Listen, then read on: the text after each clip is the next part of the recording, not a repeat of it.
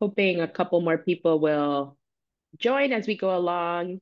If you want to introduce yourselves in the chat, just let us know your name and uh, where you're calling from. Today, we're going to talk about worker cooperative conversions. For those of you that don't know me, I'm Patty Viafara. I'm the director of the Worker Ownership Initiative at Nexus Community Partners. And I'll pass it off to Deanna to introduce herself. Okay, great. Yeah. Were you gonna share screen or? Yes. Yeah. Okay, great. Hi, I'm Diana Siegel Garcia. One moment, please. I use she, her pronouns, and I'm the program manager at the Shared Ownership Center. So we're just about to get started with our presentation on cooperative conversion basics. Oop, There we go. okay, excellent. Okay. Awesome. So today's agenda, we'll do a quick overview of what cooperatives are, what worker owner cooperatives are, and then we'll do a step by step on how to convert to a worker owned cooperative. Then we'll go over cooperative design, legal considerations, and then next steps. Our legal disclaimer: the information provided in this presentation does not and is not intended to constitute legal advice. It is for general informational purposes only. You should contact your attorney to obtain advice with respect to any particular legal matter. Thank you. So if you would like to, in the chat, share your name, preferred pronouns if you want, and any particular questions that you have about cooperatives or general business planning that you would like to see us cover today. Um, so while you're doing that, I'll explain what the Shared Ownership Center is. We're a team of consultants that support Black, Indigenous, and people of color, otherwise known as BIPOC, communities by developing real estate investment cooperatives and worker-owned cooperatives. Our mission is to build community wealth through democratically owned enterprises that broadly share economic and social benefits. Next slide, please. Thank you. So this is our team. Benjamin Tsai, he's the director of the Shared Ownership Center. Christine Nicholson, who's on the call, is our cooperative developer. Me, Diana, program manager, and Patty Viafra, who will be leading the rest of this presentation as the director of the Worker Ownership Initiative. And just as like a reminder overview, this webinar is part of a series of 7. So we've already done business plan basics, creating your cooperative, and finance 101. That's available on Nexus's YouTube channel. And we'll send links to that, of course. Right now we're going over conversion basics. And the next up will be projections, sources, and uses, which kind of continues finance 101 and is more of a deep dive. Then we'll have a panel with access to capital where we'll hear from different finance providers. And last, I'll be going over how to apply for the local fund if it's a good fit for you and your group. Right. So yeah, let's learn a little bit about worker owner cooperatives. Thank you, Patty. So what are worker cooperatives? They are first and foremost a for-profit business. They're owned by the employees that work at the co-op. Members or employees benefit from a democratic decision making and profit sharing, and members have a vote in how the co-op is governed. So here in this photo, we have a picture of 2 of the 5 worker owners of Mayday Cafe in Powderhorn, South Minneapolis. They recently transitioned at the end of January and opened their doors as a co-op in February. So they've been doing great. And yeah, really love to see the energy that's like happened for Mayday Cafe since they became a co-op. As I am a regular patron of Mayday. So yeah, we can keep going. So these are the 7 international co-op principles. I'm going to name one that I really like is cooperation among cooperatives. Back to Mayday, they had recently a car hit their wall, and the people that they called to fix the wall was Future Builders Cooperative, which is a new construction co-op. So it's very cool to see when 2 co-ops are working together like that. So, what are benefits of worker co-ops? They keep money in the local economy. They're employee-owned business where they're more resilient during economic downturns, and that's something like we've seen with a previous client when COVID-19, the pandemic started. By being a co-op, they're able to weather that in a way that kept all their employees and kept them paid. They build wealth through asset ownership. They increase voice and decision making and access to information for all employees, all member owners. And they also typically provide better wages and better benefits by having quality jobs, a stable workplace, and better than average pay and benefits.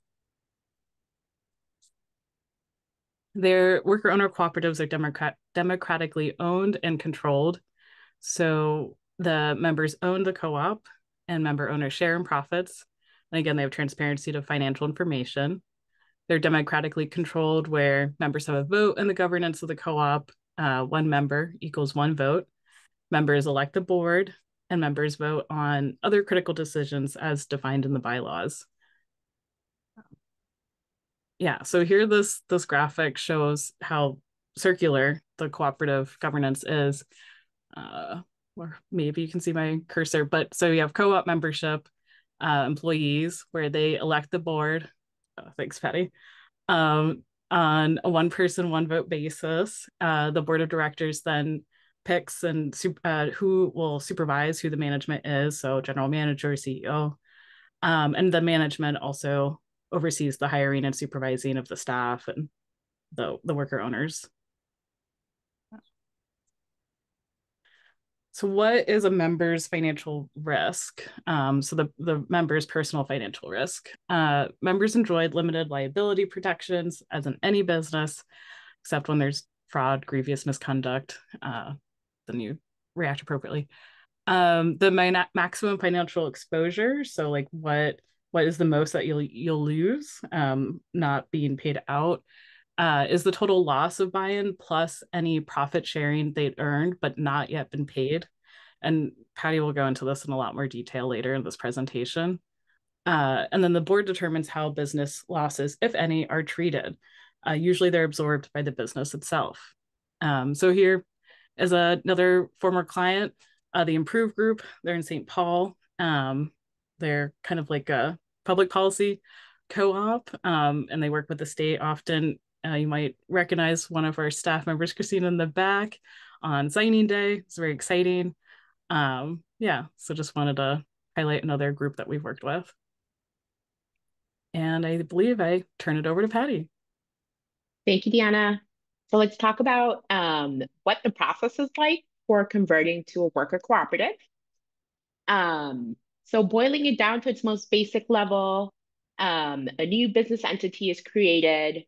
That business entity is going to buy the old business entity, right? So we're really talking about a business sale. A transaction takes place where the new entity owns the assets of the old entity. Each member or worker owner is going to put in a buy-in and receives a single vote for that buy-in. And then over time, we transition the roles, we build the new culture that enables the new owners to take ownership and responsibility of the business. Some common misconceptions: employees have to pay for the whole business out of their pocket. That is not true. In reality, there, as I mentioned, there is a buy-in, right? There is an equity stake that they're putting in. That's nominal compared to what the purchase price can be for these transactions. The company, the new business, will take out a loan, which will be paid back out of its future profits. Another is that worker owners make all decisions together. Again, there will be a board, there will be management in most cases. Yes, you can have collectives, you can have more broadly distributed management, but by and large, when we're talking about transitions, we already have a system in place. We want to keep that in place to allow for that change to happen more gradually. And so decisions will mostly stay the same, as they'll stay with some sort of management or management team Some decisions will rise to the level of the board, and a few limited number of decisions will lie with the whole membership. So there are different stages of development when we talk about a worker cooperative. The first, when we're talking about a transition, is assess, right? We want to make sure that this is a good fit for the selling owner, that it's a good fit for the business. So we try to understand cooperative design, what's going to be needed for the new business. We do an analysis of management to understand how entrenched the owner is. We do a financial analysis. That's really our feasibility, where we kind of go deep with the owner to understand history of the business, to get some projections in place, and get to a number that the owner is comfortable selling their business. If all is good, then we move on to gauging employee interest and assessing capital needs. The next stage is to prepare. And so once that feasibility is over, which I'll get into more deeply in a second, then we start to develop the transition process. So we want to get a steering committee of employees in place. We are going to be working towards incorporation and bylaws. We're planning out that management transition. Um, we're working on recruiting other members beyond that steering committee. And on the capital side, we're working on that deal structure, right? We've got a number. Now we have to do some negotiation, and we're preparing to submit a loan. The final stage is the sale, where we get a founding board in place. We prepare a communications campaign on the business side. We start to do some member training, and we close that financing.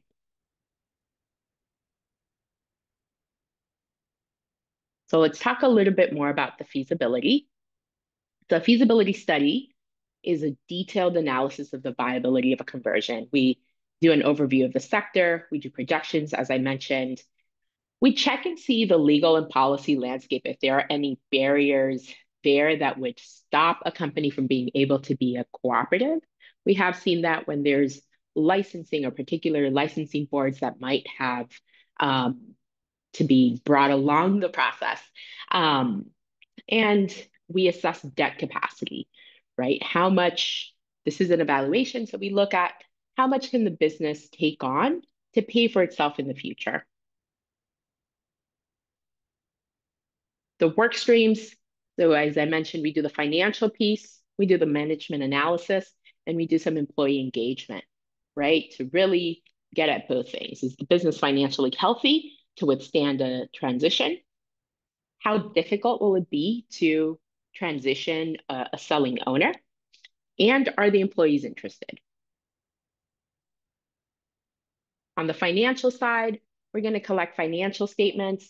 We conduct a historical analysis. We project an income statement out 5 years. We conduct a debt capacity analysis. And if you are a client of ours, you'll get what we call a deal structure. You'll get a summary of exactly what you can sell your business for, how much financing will be external, how much financing might be from the seller, what type of financing from the seller. So we do all of that education to bring you along. On the management transition side, again, we're trying to understand the current state of management and leadership. Some owners, as you know, might have already have a management team in place where they can step away. Some owners do everything, right? And so trying to understand where in that spectrum the owner is so that we can plan for if they need to be replaced with another person or if their role can be divided among several people. We also want to understand the timeline, right? A conversion takes 9 to 12 months. And so if an owner comes to us and says, I want to be out of here in 3 months, that may not be feasible. If they want to be out in 5 years, we need to plan for their change in their role. And so we kind of sketch out what their future role will be. and we want to understand their vision for the future of the business, especially if they're going to stay on. And then finally, on the employee engagement side, this happens after all of the conversations with the owner and the owner is comfortable moving forward. And the reason for that is that this is a change management process. So it can be um, pretty scary for people to say, I'm selling my business, um, right? And so we want to leave that to the last piece when we know the owner is comfortable with this process. Then we have a conversation with employees. We want to identify who's going to be on that steering committee. We want to determine how we'll approach the transition. There's different ways. Um, we hold an engagement session that's usually 90 minutes to 2 hours where we do something similar to this. We kind of share what a cooperative is, what the opportunity is, um, and we determine if there's a next layer of engagement, if they need more information. We usually do a survey to understand if people are ready to join now, if they need more information. Um, by and large, I would say about 30% of employees are usually ready to join. 30% think it's a good idea, but they're not sure if they want to join. And there's usually one or two people that don't want to join. They might think it's a good idea, but for whatever reason, they're planning to leave the business, they're planning to move away, they might be going off to college. It's not the right fit for them, and that's okay. So we kind of start with some of that soft interest and build it up as the process goes along. In my 8 years of experience, I've had one business stop the transition process. All others have completed it and become cooperatives.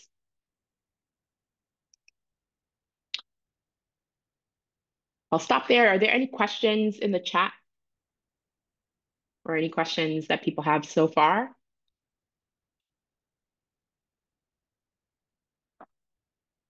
Okay.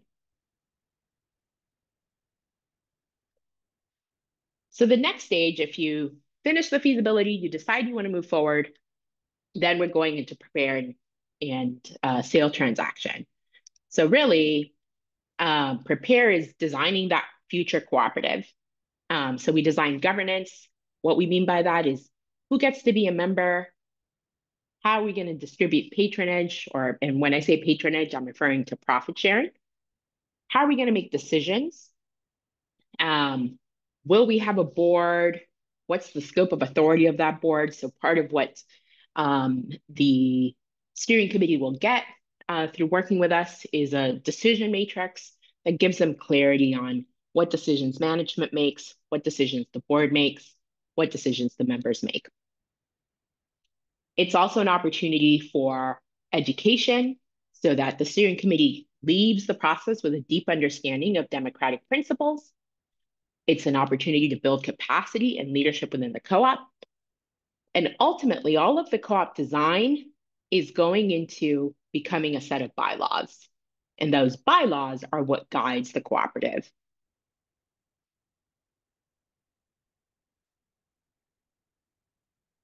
On the management transition, so in that first feasibility part, we did a quick analysis. The feasibility takes 8 to 12 weeks. So we did a quick analysis of what's needed.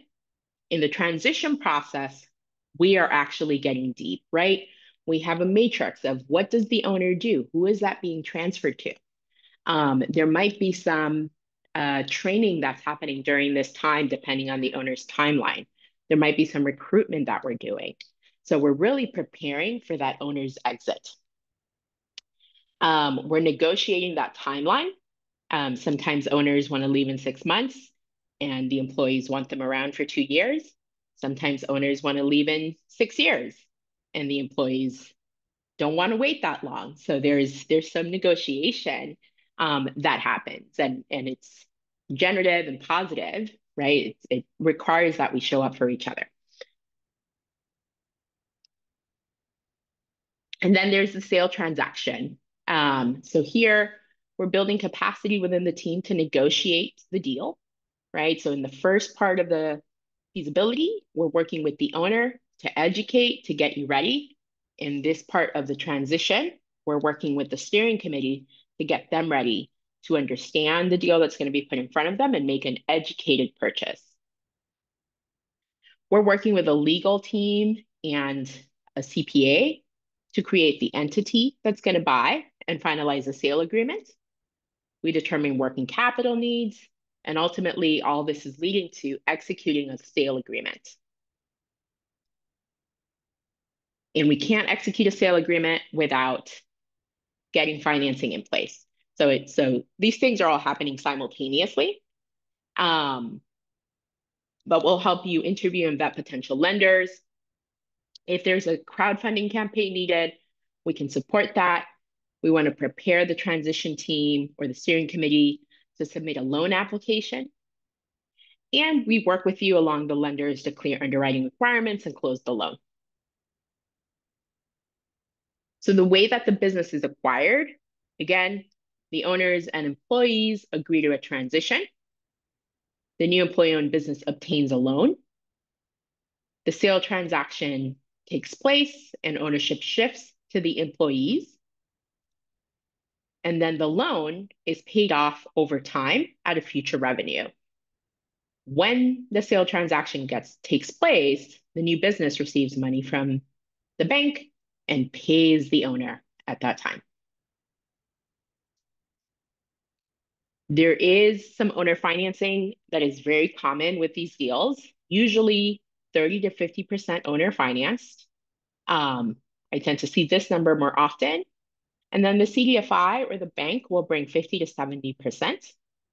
So at the time of sale, the owner walks away with 50 to 70% in cash, and then the rest gets paid over time. And then there might be some from the employee owners, but as I mentioned early on, it's a nominal piece. You'll see now what some buy-in amounts can be.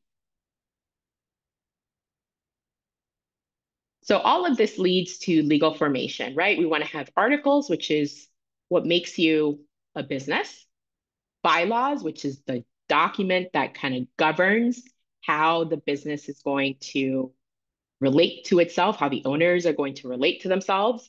And then the member agreement, which we won't get into, is an agreement between each member and the business. The bylaws, I see them as the playing field. A good professional organization needs a workable set of bylaws, but they have to be fluid enough to adapt to changing conditions. And so through that process, we're having some big, rich discussions. Some of that will go into the bylaws, some of that will go into a policy handbook. And so, but really, we're working towards those bylaws. So sometimes we'll put some conversations on hold because it's a deeper conversation that needs to happen, but isn't necessarily going to the bylaws. We're kind of always working towards having as rich of a conversation as we can have, while also being mindful that we have a timeline and that we want to get to a sale. And then the policies are the rules of the game.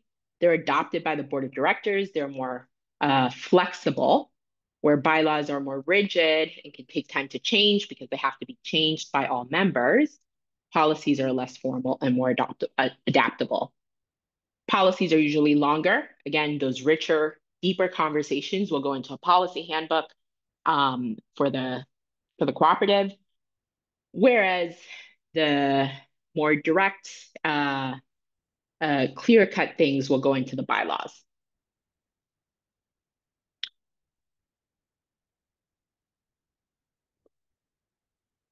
So I'll talk a little bit about cooperative governance.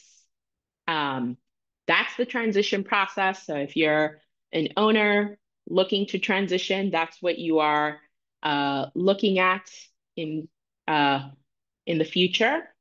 And now we'll talk about cooperative governance so that as you're talking to your employees, or if you are employees that would like your business to convert, you can understand what we're talking about. So co-op design, as we call it, is mostly, again, about designing how decisions get made, who gets to be a member, and How do we distribute patronage, right? So again, who gets to be a part of the co-op? What are the requirements to become a member? What is the buy-in? How will we distribute patronage or profits? What does the board look like? Who will be on the initial board? What are the decisions made by management, the board, or the members? In a cooperative, um, governance is balancing the power of the members, right? The needs, the wants, the desires of a group of workers, and the viability of the business. Um, in in my experience, these things are sometimes feel like they can be at odds, but I have found that through conversation, through the spirit of cooperation, you can find the right balance. One of the um, great examples that I experienced was a company that converted. They were a pizza company that converted to a cooperative. And immediately, the employees wanted higher wages, right? They had been working for a long time in a really expensive metro area, and they needed a significant raise. Um, the company wasn't able to do that or wouldn't have been able to do that in the state that it was in. And so they had several conversations where the employees started to look at how much are we selling beer for? How much are we selling cannoli for? How much are we selling this? And is it in line with the market? Right. And so they started to look at and really speak up and talk to each other about what was possible, right? So some of the things they did was start to increase prices. They started to look at where they could be more efficient. Um, and they were able to slowly, over 2 years, uh, they were able to increase their wages significantly, and they were able to distribute patronage. And so the message here is that it's not a no, it's a how do we get there?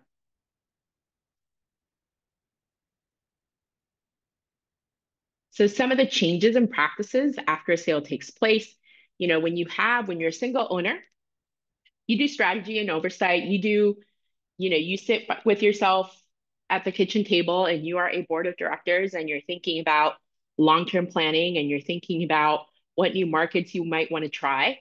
You're also management, right? You're there every day. Um, you're managing your employees, and you set the tone of the business. You set the culture.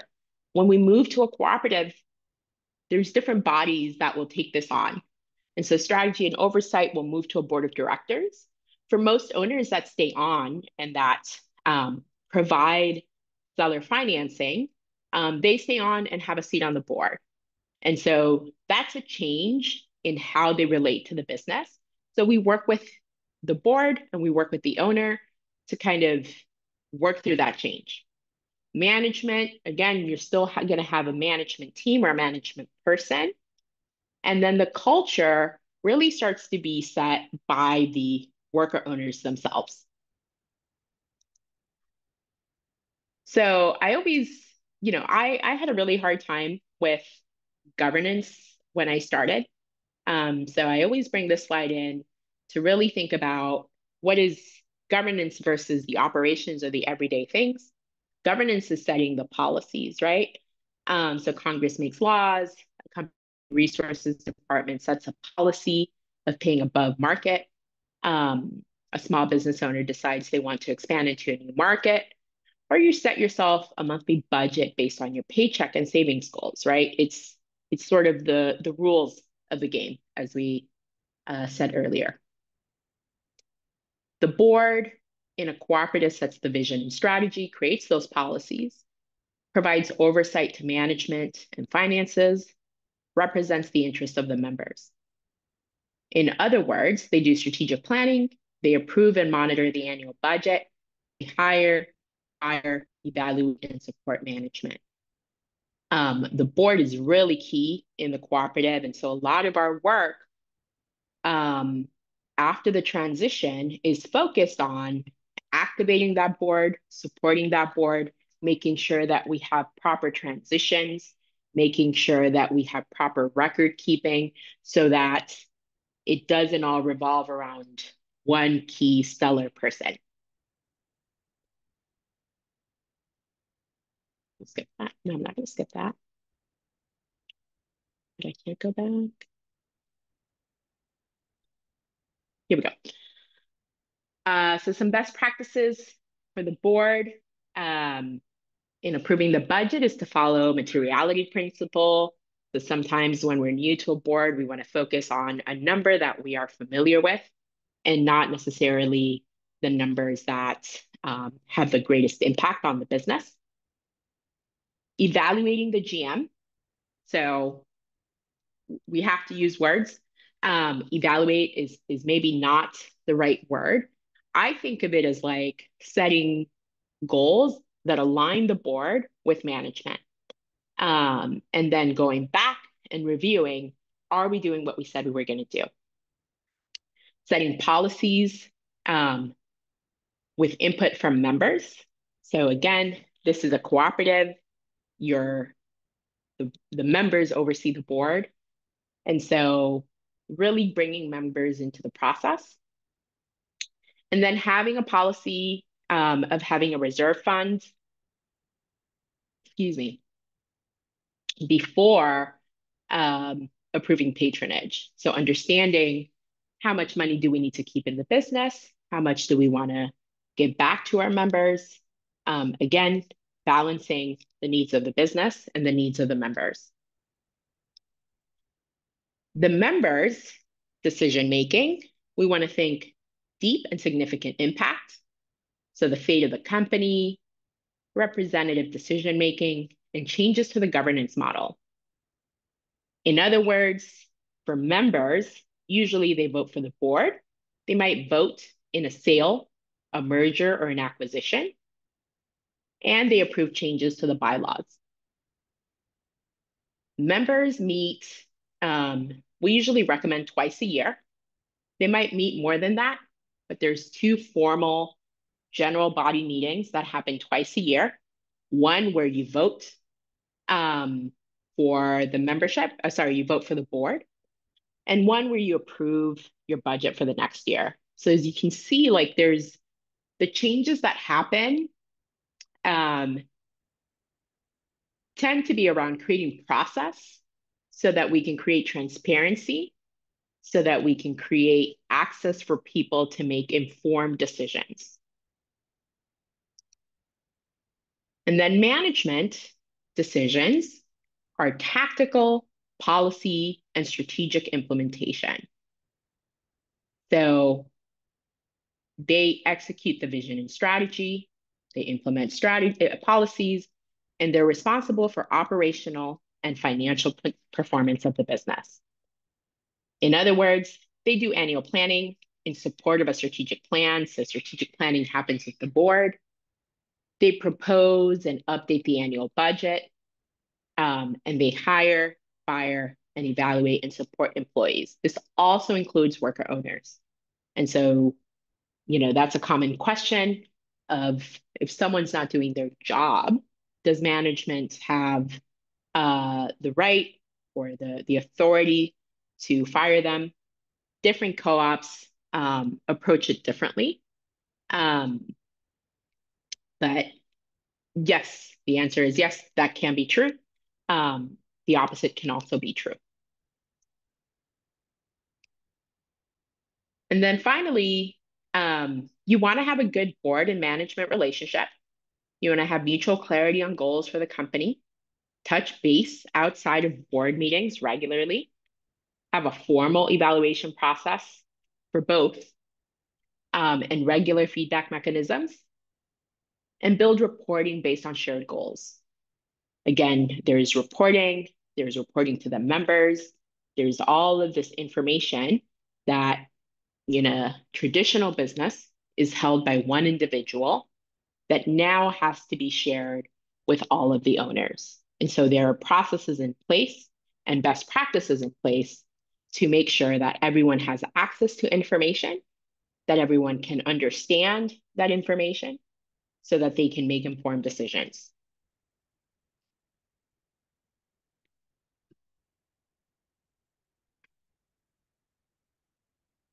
So how do we approach member eligibility? Co-ops set minimum requirements to be eligible for membership. This can be customizable, and so this is part of what we do in our program is work with our co-ops to understand their vision, to understand their values, so that we can create a membership program that makes sense. Some of the things that we usually see are a candidacy period, so a minimum period of employment at the business before you can become an owner, positive performance reviews, completion of certain trainings. So we want you to have a training in cooperatives. We want you to attend a board meeting or attend a member meeting. It's really a get to know you time where you have the opportunity to get to know them as a member, but they also have the opportunity to get to know you because they're making an investment in the business, and they're joining as an owner. So as I mentioned, there's 3 decision areas, um, a candidacy period, right? Well, you have one, how long will that be? What's the eligibility of each person, or what are the eligibility criteria? There's a buy-in, right? So the buy-in is your equity stake in the business. So how much should that be? And then approval and exit. How do people get approved into membership? Do they have to be voted in? Or can they be a checkbox? Both are valid, both are pretty common. And how do people exit the co-op? Can they be fired by management? Do you want more of a process for that that involves other members? These are some of the decisions that we would get into. And as you can see here, there's some stuff that would go into the bylaws, but this can be a pretty in-depth conversation. And so some things go into a handbook. The candidacy period might require specific trainings or subject matter tests. It could involve current members as mentors or a length of time. Could also require an amount of hours. If you have people that work very low hours, you might say, I want them to work here for a year and 1,200 hours. It could be some combination. Here we go. So some examples of buy-ins and candidacy periods. As you can see here, it runs the gamut from $400. I've seen buy-ins as low as $10. And here the highest is 5,000. I've seen high buy-ins as high as 15,000. Some of what will dictate that is if additional capital is needed. We don't see that very often, but if additional capital is needed to purchase the business, you might see a higher buy-in. If there are higher wages within the business, so Namaste Solar is a solar business, engineers, and so they felt that 5,000 was accessible, but also enough of a stake for people to join and be active members. And then that candidacy period, I see 6 months very common, 1 year very common. I have seen them longer. Some of what dictates that is like, are you in a high turnover business? If you are, lowering that candidacy period might help bring people in and stay and have them stay. And so some people see that as an incentive for high turnover. And then profit sharing. So we've talked, or you've heard me say, patronage. So a portion of profit goes to the members. That's patronage, or the portion of profit that goes to the members is patronage. In a cooperative, profit sharing is tax deductible. So in a business, in a traditional business, profit sharing with the owner is not tax deductible. It's called a draw. Whereas in a cooperative, you can share profit with the owners, and that is tax deductible to the business. And so that's one of the big draws for cooperatives. Um, One of the decisions that you would make is how are you going to distribute that patronage? Is it going to be based on hours worked, on salary, on production? By and large, the most common is hours worked. Um, it's the most equal, and it honors people's labor. Um, the co-op can decide how much patronage to pay out in cash and how much to keep in the business. So that gets a little bit technical, but you can keep some patronage in the business, allocated to the owners on the balance sheet, and then pay some in cash. When a worker owner leaves the company, they get their buy-in back, um, and they get any balance that they have in their capital account.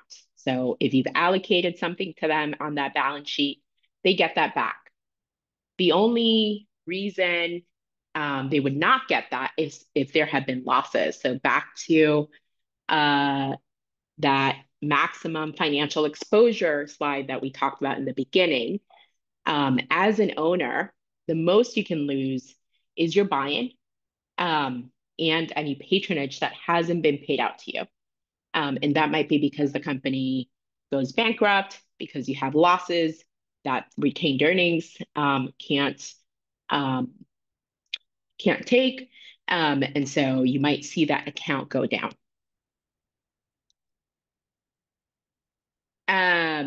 So again, you can add factors to those hours worked, such as, some companies want to honor seniority or a founder contribution. Founder, we usually see that a lot with startups because people are starting the business or starting a worker co-op, and they're not going to see patronage for 3, 4, 5, 6 years. So you may want to have something for the founders. Who determines patronage? Most co-ops leave that up to the board to decide. You can also have defined ratios in the bylaws so that, again, it's clear to everyone how the money gets divided. You're always looking for clarity, for transparency. Um, and yes, okay. So that was lengthy, I think. Hopefully you got some good stuff out of it. In summary, cooperatives offer broad-based democratic ownership. A transition is the sale of a business to its employees.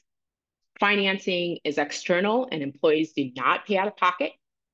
It all starts with a feasibility, and this is a great time to explore more because we have um, the local fund. I'll come back to questions. We have the local fund for shared ownership, which is a partnership with the city of St. Paul. Um, for, uh, it leverages $2.5 million to support worker-owned cooperatives and community ownership. Um, if you are, if you have questions about eligibility, you can fill out our inquiry form with the local fund. We cover all of the technical assistance, so all of our services are covered. And there is grant money for cooperatives that for transitions that become cooperatives have access to grants to help them expand. So I'll stop there and take questions and then come back to this slide. Is that good? Because I see some things in the chat. No questions in the chat. So if anyone wants to Okay. unmute themselves and ask Patty a question directly, please do.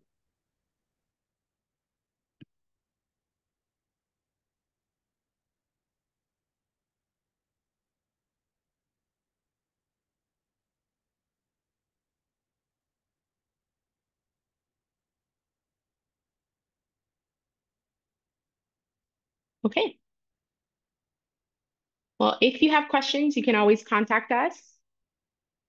Oh, our next webinar is on June 5th. It'll cover projection, sources, and uses. So if you've been following along the whole webinar series, we started with business plan basics with Mara O'Neill, who's on the call. We talked about creating your cooperative. Um, we did a financial basics. We covered what is a P&L, what are balance sheets to give you some background. We just did conversion basics. And so we'll get into deeply how to build your projections, what is the sources and uses table, how to make assumptions so that you can apply for the local fund. Patty. And that is our webinar. Oh, yeah. Oh, sorry. Yeah, we did get one question. Oh, awesome. Are board members only employees, or are there outside members that can be on the board? Oh, thank you. Yes, their majority have to be worker owners. So you're going to have worker owners in the business. You're also going to have employees. I didn't get into that, but it is not mandatory to be a worker owner in a cooperative. And particularly with transitions, you might have people who still want to work there, but don't want to be owners. And so the majority of the board should be worker owners. Um, and you can have folks that are external, as we call them. They just have to be in the minority.